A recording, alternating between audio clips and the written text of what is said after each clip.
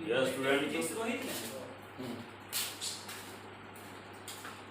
सबसे पहली बात कि आप लोग को जहाँ तक इसके पहले टॉपिक्स में बताएं वहाँ तक आप लोग को शायद क्लियर हो गया होगा। और आप लोगों से काइंडली रिक्वेस्ट एक चीज़ करेंगे कि नेक्स्ट टॉपिक्स को समझने के लिए आप लोग जो भी वीडियो हम अपलोड करते हैं उससे आप पूरा देखेंगे, तभी अगला टॉपिक्स आपको समझ में आएगा। दूसरी बात, आप जब भी वीडियो देखिए वहाँ पर मेन पॉइंट को हम हाईलाइट करते हैं, मतलब एक से अधिक बार उसको रिपीट करते हैं।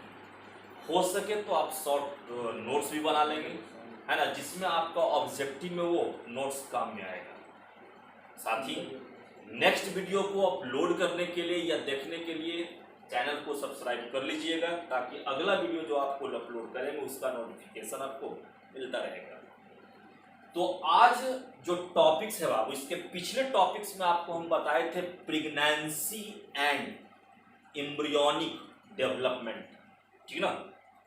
आज इसके बाद का जो नेक्स्ट टॉपिक्स है ना, उसको हम लोग कहते हैं बाबू प्लेसेंटा, ठीक है। तो आज अगला टॉपिक्स आपको हम बताने जा रहे हैं जिसका नाम है प्लेसेंटा। तो इसके पिछले टॉपिक्स में आपको हम बताए थे कि आखिर यह प्लेसेंटा है क्या, इस प्लेसेंटा का निर्माण होता है कैसे, इस प्लेसेंटा का कार्य होता है क्या, ठीक ना। ये सब पिछले वीडियो में आपको हम बता चुके हैं। अब देखिएगा, सबसे पहली बात कि यह प्लेसेंटा जो होता है, इस प्लेसेंटा शब्द का प्रयोग सबसे पहले मोसोमैन नामक वैज्ञानिक ने किया था बाबू। इसके अलावा अगर देखा जाए तो यह प्लेसेंटा जो होता है यह अम्बिलिकल कॉर्ड के द्वारा एम्ब्रियो से जुड़ा रहता है। काम क्या करता है, तो आपको हम बताए थे कि यह प्लेसेंटा मीन्स एम्ब्रियो से या फिर एम्ब्रियो तक विभिन्न प्रकार के पदार्थों के ट्रांसपोर्टेशन में उसको लाने और ले जाने में मदद करता है बाप, ठीक है। तो देखिए इस प्लेसेंटा का, यह प्लेसेंटा जो होता है यह यूटेराइन टिश्यू या यूटेराइन एपिथेलियम कहिए, यूट्रस का एपिथेलियम और साथ ही में फीटल एपिथेलियम, यह दोनों का बना होता है। इस प्लेसेंटा का डेवलपमेंट इम्प्लांटेशन के पहले दिन से प्रारंभ होता है, पहला दिन से इसका निर्माण शुरू होगा। तो आप याद कीजिए, आपको हम क्या बताए थे कि इम्प्लांटेशन की जो क्रिया होती है यह फर्टिलाइजेशन के 7वें दिन होता है, ठीक है। तो आपको यह बता रहे हैं कि प्लेसेंटा का जो डेवलपमेंट होता है वह इम्प्लांटेशन के पहले दिन से शुरू होता है और लगभग 10 सप्ताह में इसका निर्माण पूरी तरह से हो जाता है। अब देखो आप, हम बात करते हैं टाइप्स ऑफ प्लेसेंटा का, कि आखिर यह प्लेसेंटा कितना टाइप्स का होता है। तो देखिए, on the basis of development, placenta के डेवलपमेंट के आधार पर, है ना, हम प्लेसेंटा को 3 पार्ट में बांटते हैं। प्लेसेंटा 3 तरह का होता है बाबू। कौन कौन? तो इसमें सबसे पहला होता है जिसको कहा जाता है योक सैक प्लेसेंटा। दूसरा होता है जिसको कहते हैं कॉरियो वाइटेलाइन प्लेसेंटा। और तीसरा होता है जिसको कहा जाता है कॉरियो एलेंटोइस प्लेसेंटा, ठीक ना। डेवलपमेंट के आधार पर प्लेसेंटा 3 तरह का, योक्सैक प्लेसेंटा, कॉरियो वाइटेलाइन प्लेसेंटा और कॉरियो एलेंटोइस प्लेसेंटा। तो योक्सैक प्लेसेंटा जो होता है यह सबसे सिंपल टाइप का प्लेसेंटा होता है ना। ये जो होगा बाबू, है ना, ये सिंपल टाइप का प्लेसेंटा होता है, सबसे साधारण प्लेसेंटा होता है। और इसका निर्माण या तो योक्सैक के द्वारा या फिर वाइटलाइन मेम्ब्रेन के द्वारा होता है। दोनों में से किसी एक के द्वारा यह प्लेसेंटा बनता है बाबू। तब कहिएगा कि ऐसा प्लेसेंटा पाया किस में जाता है। तो इस प्रकार का जो प्लेसेंटा होता है यह पाया जाता है कार्टिलेजिनस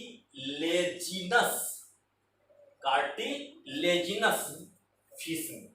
तो कहिएगा कार्टिलेजिनस फिश का मतलब क्या हुआ। तो जो क्या हो विविपेरस एंड मेराइन हो, जो विविपेरस और मेराइन हो। विविपेरस वैसे वो कहा जाता है जो बच्चे को जन्म देता है। तो जो विविपेरस और मेराइन फिश होगा उसको हम लोग कार्टिलेजिनस फिश बोलते हैं, है ना। और अगर देखा जाए, ये पूछा जाए कि आप लोग बताइए कि योग सैक प्लेसेंटा जो होता है ये सबसे ज्यादा डेवलप किस में होता है ना। तो यह प्लेसेंटा सबसे अधिक डेवलप किस में होगा, है ना। तो यहां पर लिखते हैं बाबू मोस्ट डेवलप इन सार्क। मतलब एक पॉइंट याद रखिएगा कि योग सैक प्लेसेंटा जो होता है यह सबसे ज्यादा डेवलप किस में, तो सार्क में होता है। आगे देखिए, दूसरा होता है बाबू कॉरियोवाइटलाइन प्लेसेंटा। तो कॉरियोवाइटलाइन प्लेसेंटा का निर्माण दो मेम्ब्रेन, कौन कौन, तो एक कॉरियोन और दूसरा वाइटलाइन मेम्ब्रेन, है ना। ये कॉरियोन और वाइटलाइन मेम्ब्रेन दोनों मेम्ब्रेन के आपस में मिलने से इस कॉरियोवाइटलाइन प्लेसेंटा का निर्माण होता है। और ऐसा प्लेसेंटा पाया किस में जाएगा, तो इस प्रकार का जो प्लेसेंटा होता है बाबू यह पाया जाता है किस में, तो यह पाया जाता है मेटाथेरिया में, है ना। अब मेटाथेरिया में भी आप कहिएगा इसमें भी सबसे ज्यादा डेवलप किस में होता है, यहां लिख देते हैं मोस्ट डेवलप इन डायाडेफस। और डायाडेफस का एग्जाम्पल इसको कहा जाता है ओपोसम। ओपोसम एक ऐसा जीव है जिसमें कॉरियोवाइटलाइन प्लेसेंटा सबसे अधिक विकसित होता है। अब हम बात करते हैं तीसरा, जिसका नाम है बाबू कॉरियोएलेंटोइस प्लेसेंटा। तो कॉरियोएलेंटोइस प्लेसेंटा जो होता है यह सबसे ज्यादा डेवलप टाइप का प्लेसेंटा होता है। सबसे सिंपल में कौन बताए, तो योग सैक प्लेसेंटा। जबकि सबसे ज्यादा डेवलप में क्या होगा, तो सबसे ज्यादा डेवलप में होता है बाबू मींस कॉरियोएलेंटोइस प्लेसेंटा। तो इसको हम लिख सकते हैं most develop type of placenta, है ना। ये सबसे ज्यादा डेवलप टाइप का होता है। और इसका निर्माण कैसे होगा, तो इसका निर्माण होता है बाबू दो मेम्ब्रेन, है ना। कौन कौन, तो कॉरियोन और एलेंटोइस मेम्ब्रेन, ये दोनों के आपस में मिलने से। अब देखिए ये सबसे ज्यादा डेवलप टाइप का है ना। इसलिए इस प्लेसेंटा को भी हम लोग कई भागों में बांटते हैं। कहिएगा ये पाया किस में जाएगा, तो जितना भी यूथेरियन है, एग्जांपल में लिख देते हैं यूथेरियन। जितना भी यूथेरियन है, आप लोग को जितना भी जीव दिखाई देता है वो मैक्सिमम जीव क्या है, यूथेरियन है। हम लोग यूथेरियन है ना। तो इस तरह का प्लेसेंटा सभी प्रकार के यूथेरियन में पाया जाता है। ये सबसे ज्यादा डेवलप टाइप का है, इसलिए इसको भी हम लोग क्या करते हैं, है ना, मीन्स और भी कई भागों में बांटते हैं। ठीक है, तो यहां पे लिखते हैं बाबू next types of chorioallantoic placenta. Chorioallantoic placenta कितना टाइप्स का होगा, तो देखिए ये 5 टाइप्स का होता है बाबू। कौन कौन, तो सबसे पहला हम लिखते हैं इपिथीलियो कॉरियल प्लेसेंटा। दूसरा होता है सिंडिस्मो कॉरियल प्लेसेंटा। तीसरा होगा इंडो थीलियो कॉरियल प्लेसेंटा। चौथा हीमो कॉरियल प्लेसेंटा। और पांचवा होगा हीमो इंडोथीलियल प्लेसेंटा। ये 5 तरह का होता है। अब देखिएगा, ये कॉरियोएडेंटोइस प्लेसेंटा में है ना, इसका पूरा लेयर दिखाएं कितना बैरियर होता है।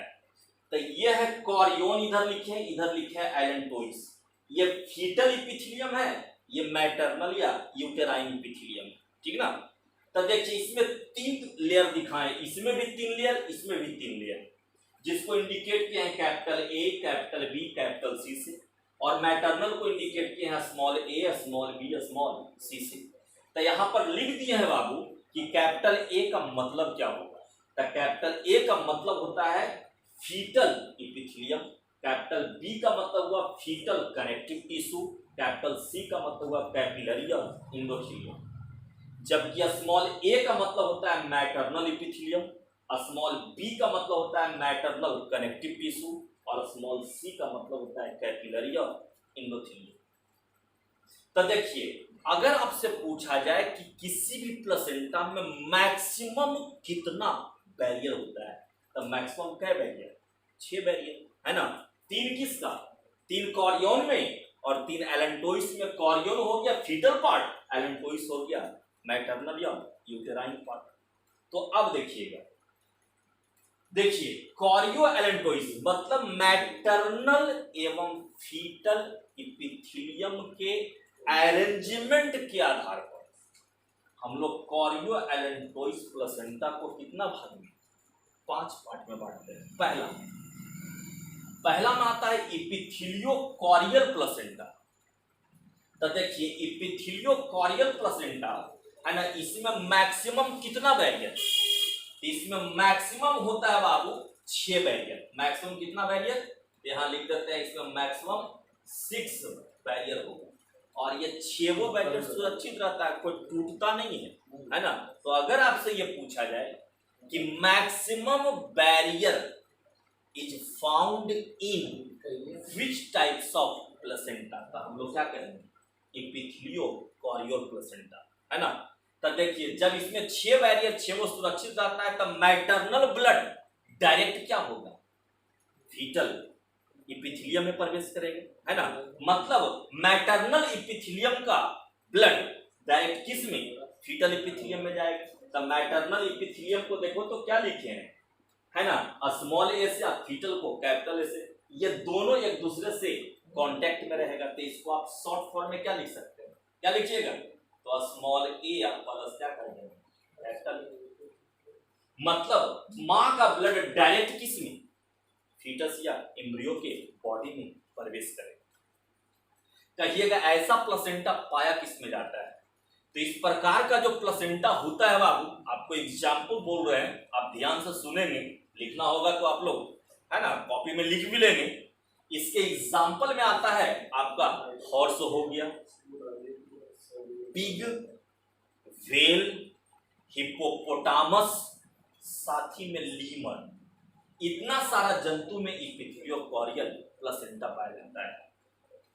अब देखो दूसरा होता है सिंडिस्मो कॉरियल प्लेसेंटा। तो सिंडिस्मो कॉरियल प्लेसेंटा में होता है क्या? इसमें डेवलपमेंट के समय ये मैटरनल इपिथेलियम टूट जाता है। क्या होगा?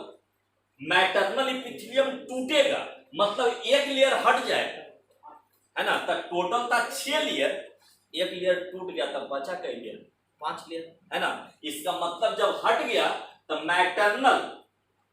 मैटरनल है ना कनेक्टिव टिश्यू, तो मैटरनल कनेक्टिव टिश्यू को आप क्या कहिएगा, है ना, यहां लिख सकते हैं स्मॉल बी। तो यहां का ब्लड डायरेक्ट किसी में जाएगा? फीटल इपिथेलियम में जाएगा। तो स्मॉल बी और प्लस क्या करेंगे? Capital A. ये दोनों कांटेक्ट में रहेगा, क्योंकि एक लेयर क्या हुआ? टूट गया। तो टोटल कै गो बैरियर बचा? तो इसमें बैरियर की संख्या हो जाएगा बाबू कितना? 5 बैरियर, ठीक ना। तो कहिएगा ऐसा प्लेसेंटा पाया किस में जाता है? तो इस प्रकार का जो प्लेसेंटा होता है ये पाया जाता है किसमें? तो काऊ में, बफेलो में, गोट, शिप, कैमल, है ना, ये जितना भी जंतु बताया उसमें सिंडिस्मो कॉरियल प्लेसेंटा होता है। अब तीसरा, हम तीसरा बात कर रहे हैं एंडोथेलियो कॉरियल प्लेसेंटा का। तो एंडोथेलियो कॉरियल प्लेसेंटा में क्या होगा?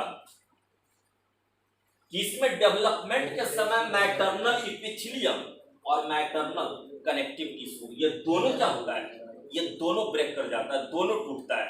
तब बचा क्या है ना, बचा कैपिलरी या एंडोथेलियम। तो कैपिलरी और एंडोथेलियम को क्या लिखेंगे, स्मॉल सी। इसका ब्लड किस में जाएगा, तो डायरेक्ट फीटल इपिथेलियम में जाएगा। तो प्लस क्या लिखेंगे, कैपिटल ए, है ना। तो मींस इसका जो ब्लड होता है ये डायरेक्ट प्रवेश करता है फीटल इपिथेलियम में। अर्थात इसमें बैरियर की टोटल संख्या कितना हो गया, तो टोटल बैरियर हो गया बाबू कितना, 4। अब देखिए कहिएगा ऐसा प्लेसेंटा पाया किसमें जाता है, तो इस प्रकार का जो प्लेसेंटा होता है बाबू ये पाया जाता है कैट में, डॉग में, लॉयन में, टाइगर में। ठीक है, ऐसा प्लेसेंटा होता है कैट में, डॉग में, लॉयन में और टाइगर में। जितने भी कार्निवोरस एनिमल है ना उसमें क्या होगा, एंडोथेलियो-कॉरियल प्लेसेंटा होता है। अब देखिए चौथा में आता है हीमोकॉरियल प्लेसेंटा। तो हीमोकॉरियल प्लेसेंटा में क्या होगा कि इसमें डेवलपमेंट के समय, इसमें डेवलपमेंट के समय क्या किया, तो फिर मैटरनल इपिथेलियम और क्या, मैटरनल कनेक्टिव टिश्यू, कैपिलरी और एंडोथेलियम, ये तीनों लेयर ब्रेक कर जाता है, तीनों टूट जाता है। मतलब मैटरनल ब्लड ओपन हो गया और ये डायरेक्ट किस में प्रवेश करेगा, तो फीटल इपिथेलियम, मतलब किसमें, कैपिटल ए में। तो यहां पर आप क्या लिखिएगा, समझने के लिए लिख सकते हैं मैटरनल ब्लड, है ना। अब प्लस क्या कर दें, कहां पर, कैपिटल ए, इसमें प्रवेश करेगा। तो टोटल बैरियर कै गो, यहां तक ये तीनों टूट ही गया तो बचा कै गो, 3 गो बचा। तो यहां पर बैरियर की संख्या टोटल 3 होता है बाबू, 3 बैरियर। तो कहिएगा ऐसा प्लेसेंटा पाया किसमें जाता है, तो इस प्रकार का जो प्लेसेंटा होता है ये पाया जाता है किसमें, तो ऐसा प्लेसेंटा पाया जाएगा जैसे मीन्स ह्यूमन में, एप में, मंकी में। मतलब जितने भी प्राइमेट्स होते हैं वो सभी में हीमोकॉरियल प्लेसेंटा होता है। तो इसमें एक पॉइंट याद रखना जो बार बार क्वेश्चन पूछता है ना, कि ह्यूमन में किस प्रकार का प्लेसेंटा पाया जाता है या किस प्रकार का प्लेसेंटा मौजूद होता है। तो हम लोग बात किसका करेंगे, आंसर क्या होगा, तो हीमोकॉरियल प्लेसेंटा। अब हम लास्ट बात करते हैं हीमो एंडोथेलियल प्लेसेंटा। तो हीमो एंडोथेलियल प्लेसेंटा में देखो क्या क्या टूटता है, तो डेवलपमेंट के समय maternal epithelium, maternal connective tissue, capillary या एंडोथेलियम और साथ ही में ये फीटल इपिथेलियम, ये चारों लेयर क्या होगा, टूट जाएगा। इसका मतलब मैटरनल ब्लड जो होगा ये डायरेक्ट किसमें प्रवेश करेगा, तो डायरेक्ट, है ना, मींस कैपिलरी और एंडोथेलियम में प्रवेश कर जाएगा। ठीक ना, ये हुआ मींस बी, और ये आप देख रहे हैं ये स्ट्रक्चर, ये है कैपिलरी या एंडोथेलियम। मतलब मां का ब्लड डायरेक्ट किसमें, फीटस के कैपिलरी या एंडोथेलियम में जाएगा। तो इसको मतलब इसमें क्या लिखिएगा, तो इसमें लिखेंगे मैटरनल ब्लड अब प्लस क्या कर दे, सी, है ना। टोटल बैरियर क्या है वो, टोटल 2 बैरियर। तो देखिए यहाँ पर बहुत सिंपल सा है, याद करने का जरूरत भी नहीं, ध्यान से देखिएगा, बहुत इजी वे में है। आप इस फिगर में इस नाम को याद रखो, आप भी जानते हैं पहले माँ की पहले बच्चा, ऑटोमेटिकली पहले माँ उसके बाद बच्चा, है ना। तब पहले हम ये 5 तरह का प्लेसेंटा बताए हैं, ये 6 गो बैरियर है, पहला में 6 गो बैरियर रहेगा। माँ का मतलब मैटरनल इपिथेलियम का ब्लड किसमें, फीटल इपिथेलियम में जाएगा, स्मॉल ए प्लस कैपिटल ए, मतलब पहला में 6 बैरियर। अब जैसे जैसे नीचे बढ़िएगा एक को बैरियर क्या कीजिए, हटाते जाइए। तो कहाँ शुरू करेंगे हटाना, मैटरनल इपिथेलियम में। मतलब इसमें स्मॉल ए हटेगा, इसमें स्मॉल ए और स्मॉल बी दोनों हटेगा, इसमें small A small B small C तीनों हट जाएगा, इसमें small A small B small C plus capital A, ये चारों हटेगा। तो सबसे ज्यादा बैरियर किसमें, आपसे पूछा जाएगा सबसे ज्यादा बैरियर किस तरह के प्लेसेंटा में होता है, तो हम लोग कहेंगे इपिथेलियो-कॉरियल प्लेसेंटा में होता है। और सबसे कम बैरियर तो हीमो एंडोथेलियल प्लेसेंटा में। तक कहिएगा इसका एग्जाम्पल क्या होगा। तो इस तरह का प्लेसेंटा पाया जाता है किसमें बाबू, तो ऐसा प्लेसेंटा पाया जाता है जैसे रैट में, रैबिट में, स्क्वायरल गिलहरी में, गिनी पिग विलायती चूहा में। ये सब जितना भी जीव बताए उसमें हीमो एंडोथेलियल प्लेसेंटा होता है। यहां तक तो कोई दिक्कत नहीं होना चाहिए। अब इसी प्लेसेंटा में एक टाइप आपका और है जिसको आप देख लीजिएगा। एक टाइप और है जिसको देखें।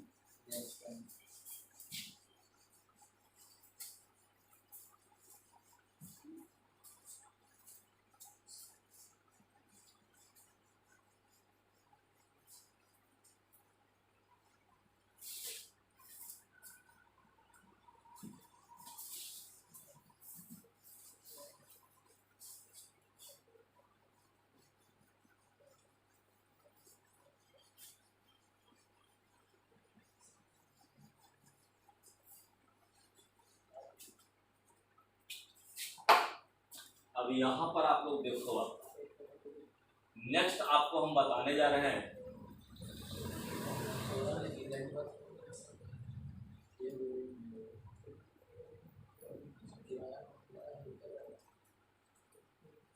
देखिए तो अगला आपको बताने जा रहे हैं टाइप्स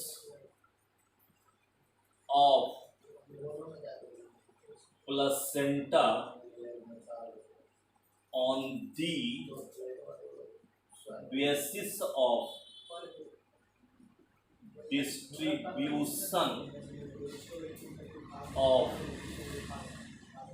कोरियोनिक विलाई। मतलब कोरियोनिक विलाई के डिस्ट्रीब्यूशन के आधार पर प्लेसेंटा कितना टाइप्स का होगा। इस आधार पर प्लेसेंटा जो होता है बाबू 4 टाइप्स का। कौन कौन, तो देखिएगा।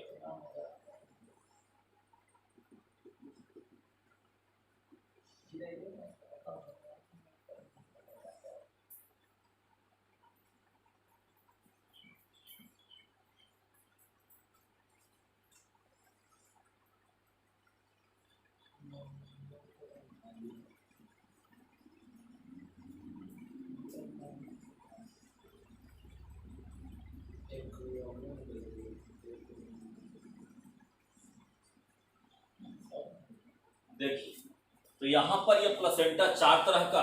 सबसे पहला हो जाएगा डिफ्यूज्ड, इसको कहेंगे डिफ्यूज्ड प्लेसेंटा।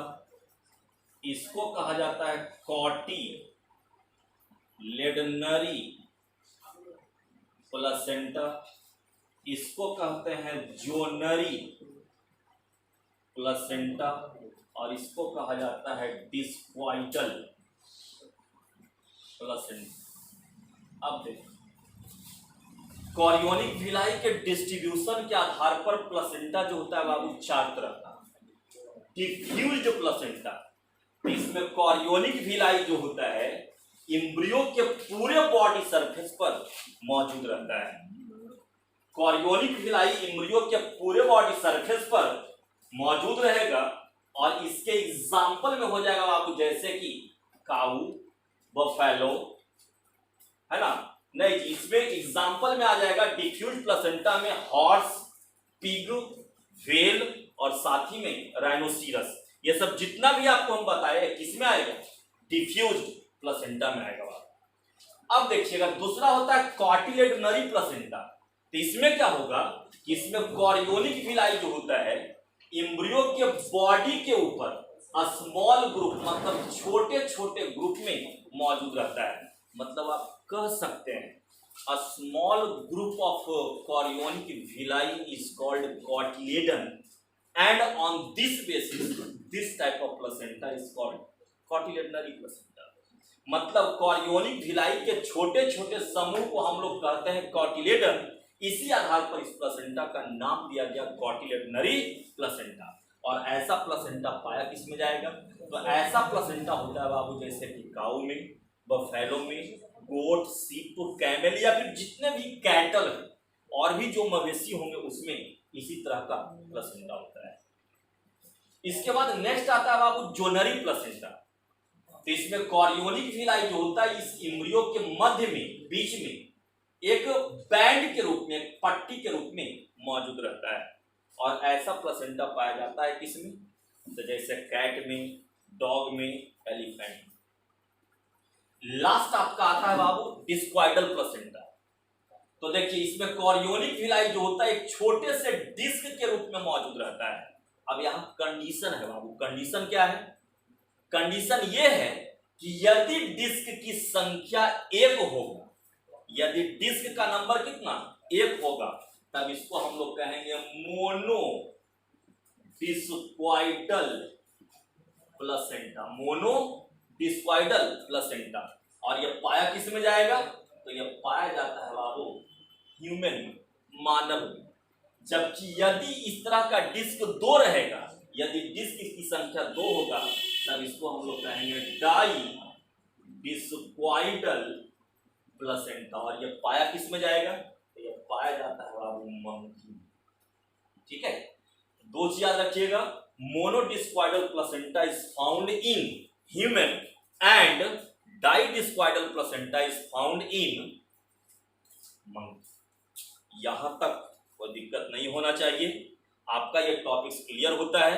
अगला टॉपिक्स आपका पढ़ना है बाबू नेक्स्ट, इसके बाद पढ़ाएंगे पार्चुरेशन के बारे में, फीटस के डिलीवरी के बारे में। ठीक है।